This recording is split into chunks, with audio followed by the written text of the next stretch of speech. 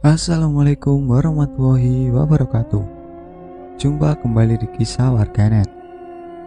Cerita kali ini, menikah dengan lelembut, bagian 1. Mari kita simak bersama ceritanya.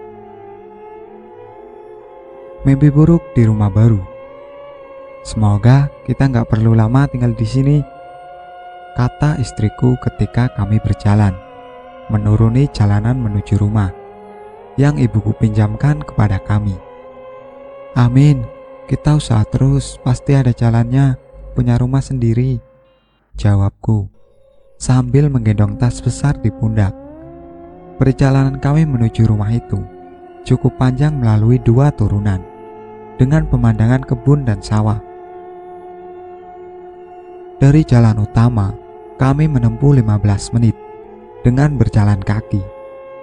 Sampai akhirnya sampai rumah itu. Rumah itu terletak di tempat terpencil. Pemandangan sekitar dengan pohon-pohon besar mengelilinginya.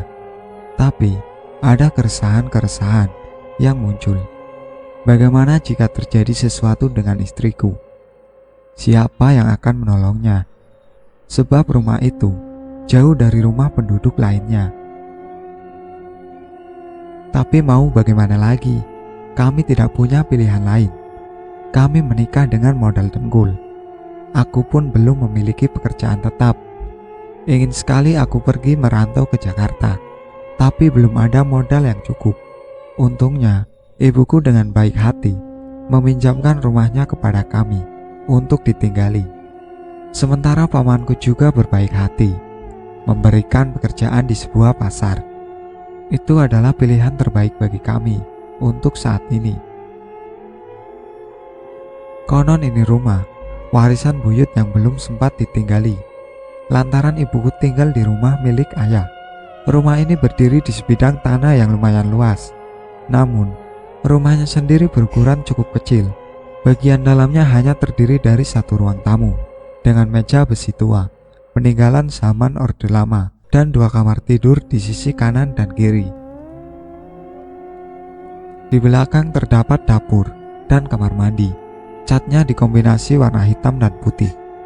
Pintu utama merupakan 2 daun kaca, disandingkan dengan 1 kaca yang besarnya sama di setiap sisinya. Aku dan istriku memiliki kamar yang berbeda. Di sisi kanan ruang tamu. Alasannya, kamar itu memiliki jendela yang menghadap depan rumah, sehingga kita merasa udara akan lebih segar di sana. Berbeda dengan kamar belakang yang dingin dan lembab. Setelah meletakkan beberapa barang, istriku langsung ke dapur.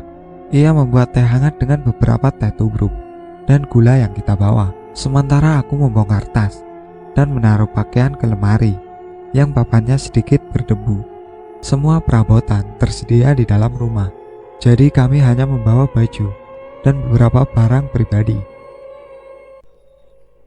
Seusai memasukkan pakaian, istriku masih di dapur. Ia kesulitan menyalakan api dari bakar karena kondisi lantai yang masih tanah cukup lembab. Seperti sebagian besar penduduk desa, di sini memang masih menggunakan kayu untuk memasak. Aku menunggu istriku sembari duduk-duduk di ruang tamu. Di sana aku merasakan suasana sejuk dan kesunyian panjang.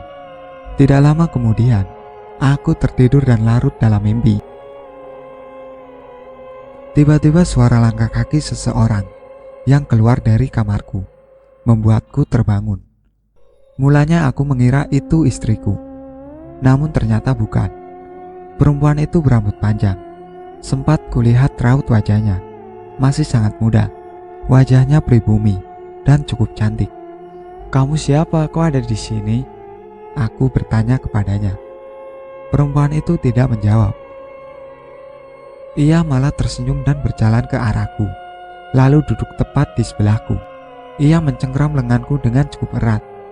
Hanya saja aku merasa ada yang sangat ganjal saat aku ingin melepaskan cengkramannya.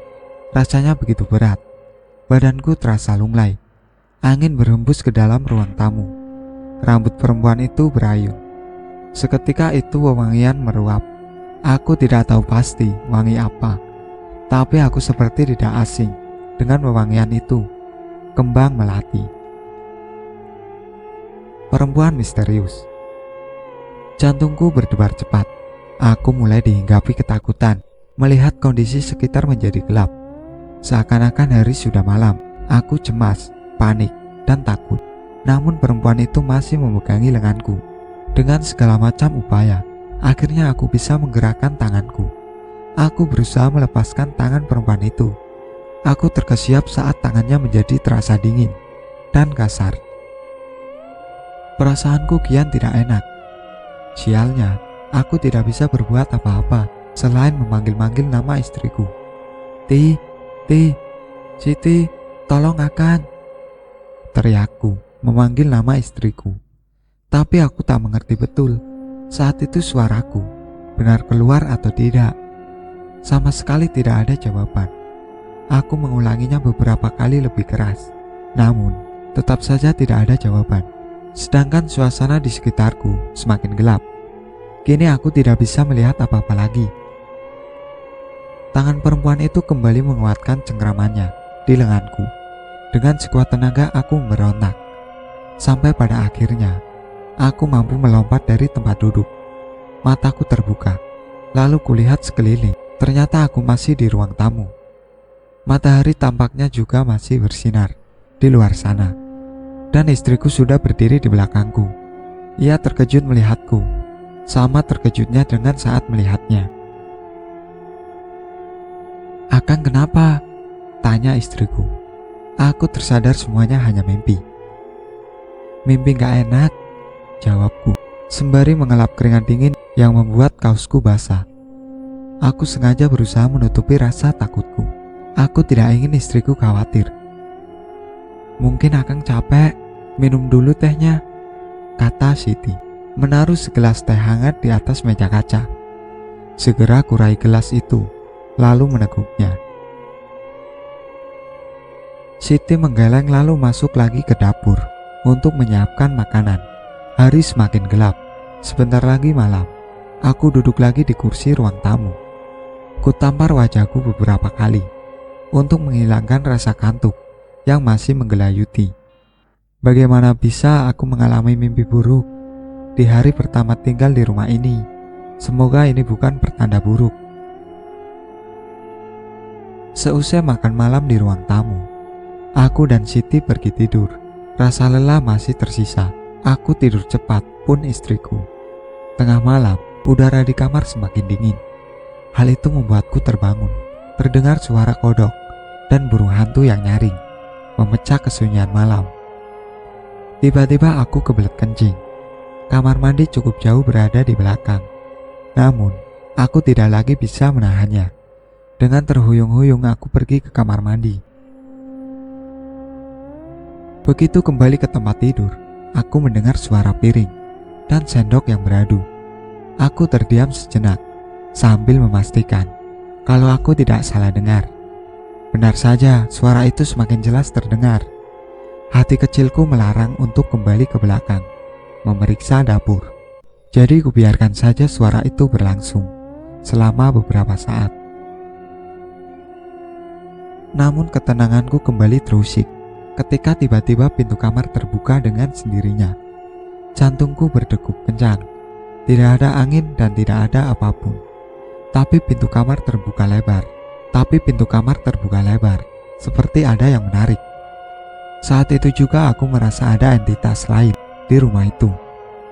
Naluri pertamaku ada untuk melindungi istriku yang masih terlelap. Meski takut, aku tidak boleh gentar. Sampai akhirnya sesosok perempuan lewat di depan pintu kamarku dari belakang menuju pintu depan. Ia cukup membuat bulu kuduku berdiri. Ia sempat menoleh ke arahku sambil berjalan. Sangat jelas sepintas kulihat senyumannya. Keberanian yang tersisa dalam diriku langsung merontak. Tapi aku tetap berdiri tegak demi istriku. Kukeluarkan sedikit kepalaku melalui ambang pintu untuk melihat kemana perginya perempuan itu. Nihil, ia lenyap tanpa jejak, meninggalkan sebuah teror di dalam diriku. Tiba-tiba jantungku hampir dibuat copot oleh sebuah suara keras yang berasal dari dinding ruang tamu.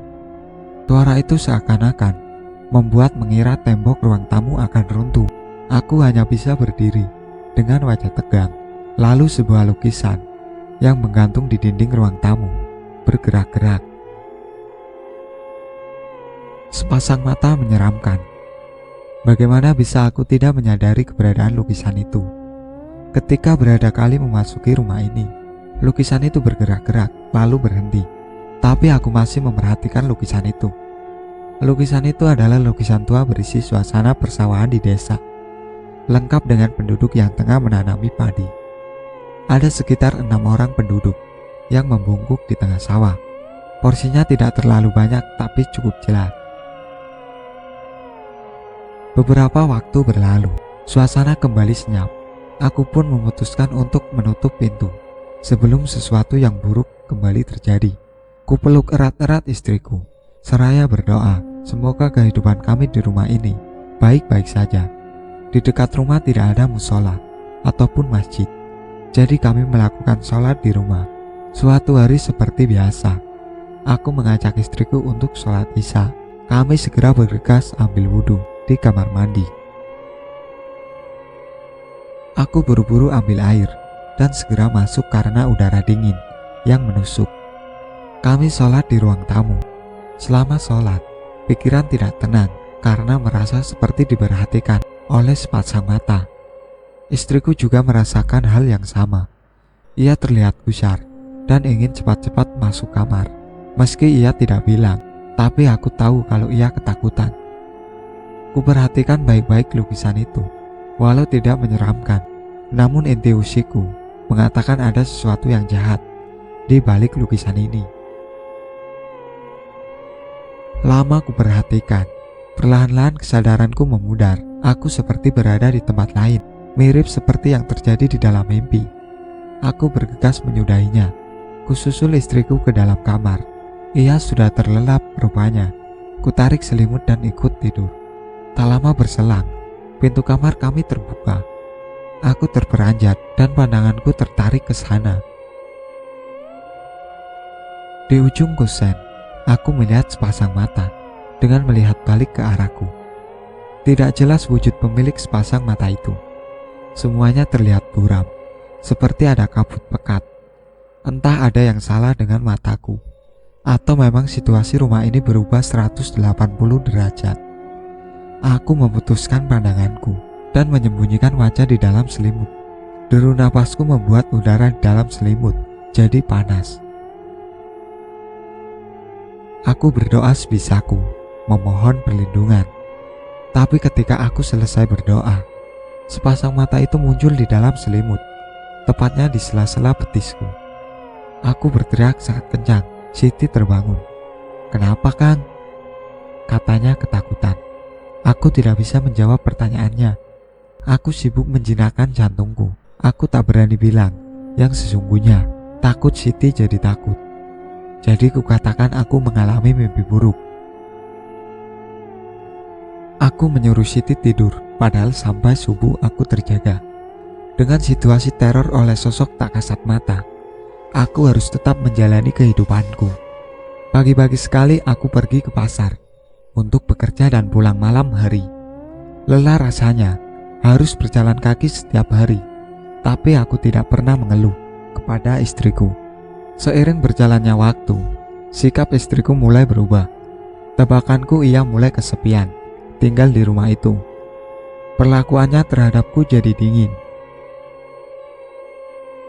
Kala aku pulang malam, kutemui dia duduk di ruang tamu, menungguku dengan wajah marah. Saat aku hampiri, dia langsung masuk ke dalam kamar tanpa mengatakan apapun. Meja makan di dapur pun kosong. Terpaksa aku tidur dalam keadaan lapar. Pagi harinya Siti berlaku seperti biasa. Ia kembali ceria dan menyambutku dengan senyuman dan sarapan. Sangat mesra, seakan malam tadi tidak terjadi apa-apa. Aku memakluminya. Wajarlah kalau dia marah kalau aku pulang malam. Namun kondisi bertambah buruk. Siti kini mulai marah dan melempar barang-barang ke arahku tiap kali aku pulang malam. Keributan tidak bisa dihindari. Aku membela diri lantaran aku pulang malam karena aku bekerja. Tapi Siti mulai curiga kalau aku bermain serong dengan wanita lain di pasar. Pesta pernikahan. Aku tidak terima dituduh seperti itu. Hubungan kami mulai renggang. Aku tidak lagi menyapa dan makan sarapan yang dibuatkan oleh Siti. Pertengkaran terus terjadi dan semakin parah. Aku akhirnya pisah ranjang dengan Siti. Aku tidak bisa tidur dengannya. Aku putuskan untuk tidur di kamar satu lagi dengan beralaskan tikar. Melewati tengah malam, aku terkejut oleh sebuah tangan yang mengelus lenganku. Begitu aku berbalik, sosok perempuan cantik berdiri di hadapanku. Tidak sekalipun aku mengenalnya, tapi ia sepertinya mengenalku. Perempuan itu menggodaku dan meminta ditiduri. Aku ingin menolak, tapi tidak bisa. Aku menuruti keinginan perempuan itu. Keesokan paginya, Siti menemukanku tidur telanjang di kamar belakang. Ia marah dan memutuskan pergi dari rumah. Aku marah terhadap diriku sendiri. Bagaimana bisa aku bisa melakukan itu? Dan yang lebih aneh, siapa perempuan itu? Dan kemana perginya dia? Seharian itu aku tidak pergi ke pasar. Aku duduk di ruang tamu memikirkan apa yang baru saja terjadi. Tidak bisa dielakkan lagi kalau semalam aku bersetubuh dengan sebangsa jin. Aku bingung harus meminta bantuan ke siapa. Tidak mungkin aku pergi ke orang tuaku. Malu rasanya. Begitu malam tiba, keanehan kembali terjadi. Dari kejauhan aku mendengar suara musik tradisional. Makin lama terdengar jelas. Orang-orang asing berpakaian adat berdatangan ke rumahku. Wajah mereka hampir sama, pucat dan bermata besar. Aku berdiri dan berusaha pergi, tapi beberapa perempuan parubaya bertubuh agak gemuk menahanku. Mereka melukis wajahku, sehingga ketika selesai, seluruh wajahku putih dan aku mengenakan pakaian adat, serba emas. Ruang tamu rumahku mendadak berubah menjadi pelaminan lengkap dengan dekorasi serba emas dan tamu undangan. Sosok perempuan cantik mengenakan kemben serta penutup kepala emas masuk. Perempuan itu adalah perempuan yang semalam tidur denganku. Ia mengajakku duduk di pelaminan dan menyalami tamu yang datang.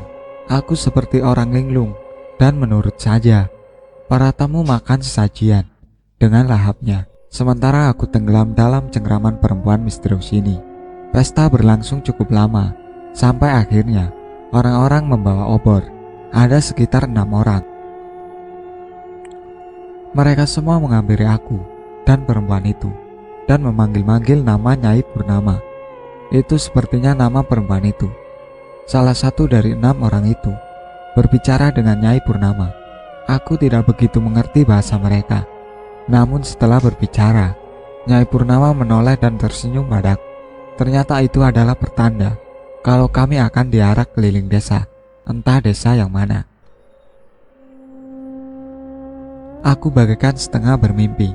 Kebun-kebun kosong dan hamparan sawah yang mengelilingi rumahku berubah jadi sebuah perdesaan, lengkap dengan orang-orang desa yang menyambut arak-arakan kami. Aku dan Nyai Dia ditandu menggunakan semacam kereta kuda berukir naga. Namun alih-alih menggunakan kuda, para orang pembawa obor itu menadu kami. Tak kusangka di balik badan kurus dan wajah tirus nan pucat terdapat tenaga besar menyaingi 2 ekor kuda. Perjalanan yang aku alami benar-benar magis. Aku bagai seorang pangeran dari kerajaan yang disambut meriah oleh rakyatnya. Satu persatu wajah misterius yang menyoraki kami kuperhatikan baik-baik. Ada satu kesamaan pada wajah mereka, yaitu mereka tidak beralis. Agak aneh, tapi aku tak berani bertanya kepada Nyai Dia di sebelahku. Sekitar 1 jam kami diarak, sampai akhirnya kembali ke rumah. Herannya setelah diarak, aku merasa sudah sangat mengenal Nyai Dia. Padahal namanya saja baru aku ketahui tadi.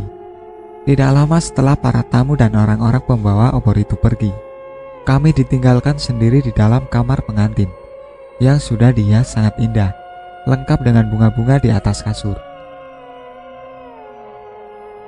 Nyai Dia melepaskan pakaiannya, hingga tak sehelai pun menempel di tubuhnya. Aku pun tergoda dan melakukan hal yang sama. Hasrat di antara kami berdua tidak tertahankan lagi, hingga akhirnya kami melakukan hal yang tidak seharusnya kami lakukan.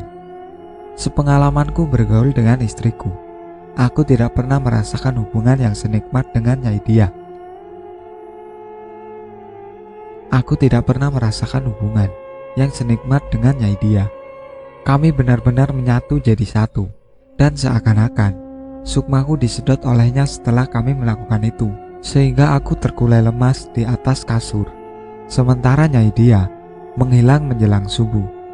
Ketika berbaring sendiri di atas kasur, aku masih tidak percaya dengan apa yang terjadi. Benar-benar serasa mimpi tapi nyata. Tanpa kusadari, aku menikahi seorang perempuan bernama Nyai Dia, yang entah asalnya dari alam mana. Tapi aku perlahan-lahan menikmatinya. Aku terjerat olehnya, terutama setelah kami berhubungan. Tubuhku sangat lelah, dan aku tidak bisa berpikir lagi. Aku langsung tidak sadarkan diri. Kedatangan Wak Ujang. Hari-hariku selanjutnya berjalan seperti biasa.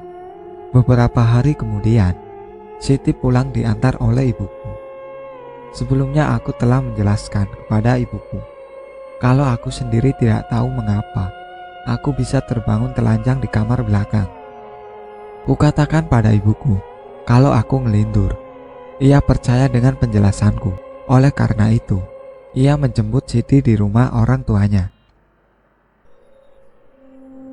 Malam itu aku pulang pukul 9 malam. Siti menyambut dengan segelas teh hangat dan makan malam. Ia bersikap biasa terhadapku. Mau tidak mau, aku berusaha bersikap sama. Padahal di dalam pikiranku, aku masih memikirkan Nyai Dia dan pernikahan yang terjadi di antara kami. Ternyata memang makhluk halus dan manusia bisa menikah.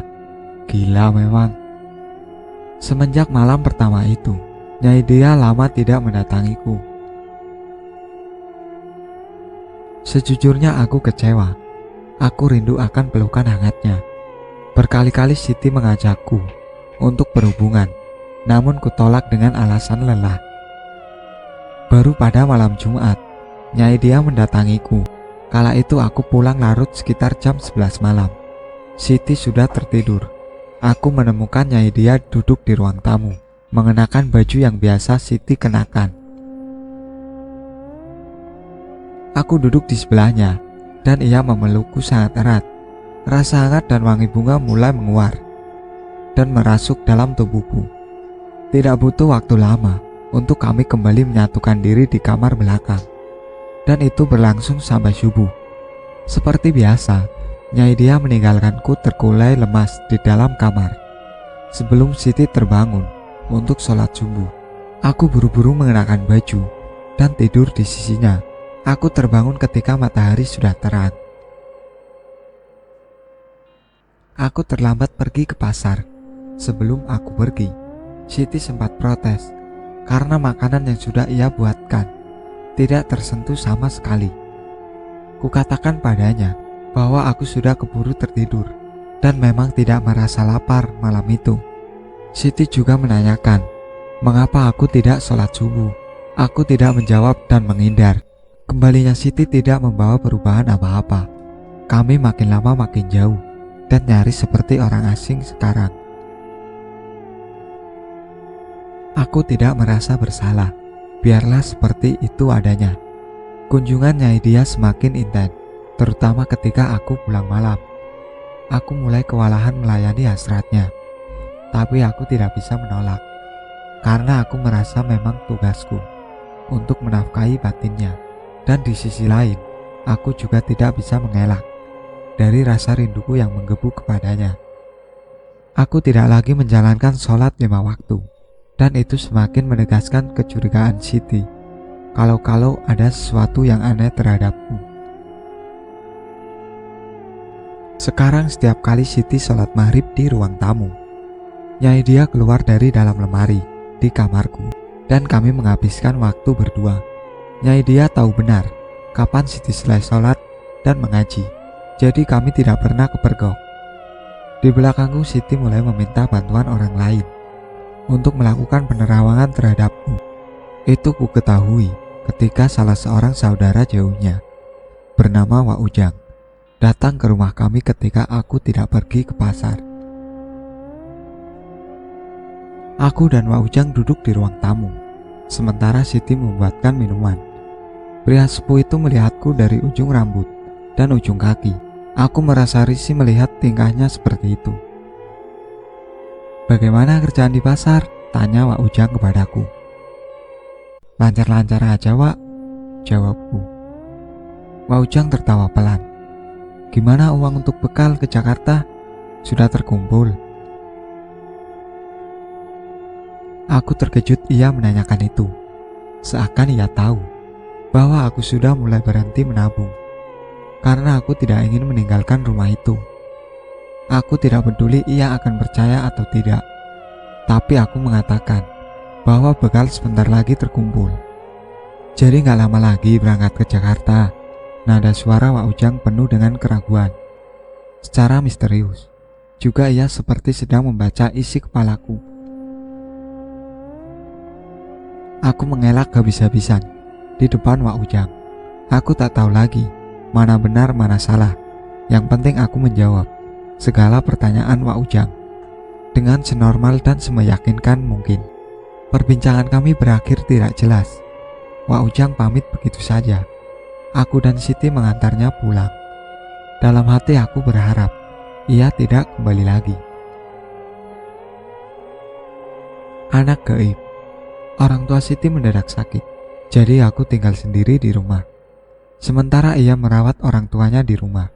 Siti adalah salah satu anak perempuan di keluarganya. Jadi merawat orang tua sakit merupakan kewajiban yang tidak bisa ditampik.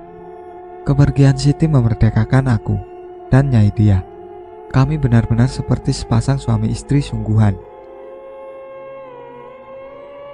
Begitu pulang ke rumah, berbagai macam makanan tersedia di atas meja makan, dan aku memakannya dengan lahap dan dilanjutkan dengan berhubungan intim. Keesokan harinya itu terjadi lagi dan lagi. Aku semakin kelelahan. Belum sempat mengembalikan stamina, aku harus melayani Nyai dia. Energinya terkuras habis sampai pada terlelah, dan Nyai dia tetap memaksaku melayaninya seperti budak melayani majikannya. Di suatu titik sampai mengeluarkan darah, Nyai dia meraung karena baginya hal itu adalah pertunjukan spektakuler. Situasi mulai normal ketika Siti pulang. Selama ada di ruang tamu, Nyai dia jarang mengunjungiku. Rupanya ia takut dengan Siti, keberadaan Siti di rumah. Sekembalinya ke rumah, Siti mengeluhkan mimpi buruk yang kerap ia alami. Ketika aku tanya, ia bilang kalau dia dalam mimpi, ia seperti didatangi oleh seorang laki-laki bertubuh besar dan berbulu lebat seperti sosok genderuwo. Di dalam mimpi, genderuwo itu hanya berdiri sampai menatap Siti dari halaman rumah. Sementara Siti berada di depan pintu. Siti mengatakan kalau sosok genderuwo itu ingin masuk tapi terhalang oleh kehadiran Siti. Mimpi buruk itu membuat Siti semakin giat menjalankan sholat. Ia pun tidak pernah absen untuk berdoa agar kami selalu selamat dari mara bahaya. Aku ingin menemaninya sholat, tapi aku tidak bisa. Aku terganjal sesuatu. Padahal Siti sudah berulang kali mengajak, tapi aku terus menolak. Sesuatu yang mengejutkan terjadi. Aku menemukan Nyai dia duduk di ruang tamu bersama sosok makhluk besar berbulu dan bermata merah, persis seperti sosok yang ada di dalam mimpi Siti. Aku duduk di hadapan mereka dengan wajah penuh kengerian. Sekujur tubuhku terasa dingin. "Dia adalah buah hati kita," kata Nyai dia. Aku kaget dan tidak terima. Bagaimana makhluk mengerikan itu adalah anakku? Aku terpekik pelan dan lari masuk meninggalkan mereka. Di dalam kamar Siti sudah terlelap, namun tangannya masih memegang tasbih. Aku berbaring di sebelahnya. Rasa dingin tubuhku sedikit demi sedikit hilang. Tapi dari ruang tamu terdengar suara auman kencang sebanyak 3 kali. Aku membaca auman itu sebagai sebuah panggilan dari makhluk itu untukku. Dan setelah auman ketiga, samar-samar aku mendengar makhluk itu memanggilku Bapak. Aku menutup kedua telingaku. Aku tidak mau dengar. Aku mengutuk diriku sendiri. Apa yang telah aku lakukan? Tanpa kusadari, aku telah bersekutu dengan makhluk halus hingga melahirkan anak dari bangsa genderuwo. Mimpi buruk Siti terus berlangsung dan berubah menjadi sebuah teror. Tapi Siti sama sekali tidak gentar. Di dalam mimpinya, berkali-kali makhluk itu ingin masuk ke dalam rumah, tapi ia tidak mundur sedikit pun. Kalau aku takut, maka rumah tangga kita jadi taruhannya, kata Siti kepadaku. Aku tidak berani memberikan reaksi apa-apa soal sosok yang ia perangi di dalam mimpi adalah anak gaibku. Muncul niatan untuk memberitahu Siti, orang tuaku, semua yang terjadi. Tapi Nyai Dia mengancam bahwa ia akan membunuh istriku bila aku melakukan itu. Nyai Dia tidak main-main. Orang-orang pembawa opor yang menemaninya kala mendatangiku adalah garansinya. Aku berada di dalam pusaran besar. Aku ingin meminta tolong, tapi tidak bisa. Sedangkan jiwa dan rumah tanggaku berada di ujung tanduk. Nyai Dia memaksaku untuk pindah ke alamnya dan merawat anak kami bersama. Tidak mungkin aku menyetujuinya. Mendengar penolakanku, Nyai Dia bilang kalau dia akan selalu mendatangi tiap malam sampai aku setuju untuk ikut dan membina keluarga di alam gaib. Sampai di sini ceritanya. Nantikan ceritanya di part yang kedua. Sekian dari saya. Wassalamualaikum warahmatullahi wabarakatuh.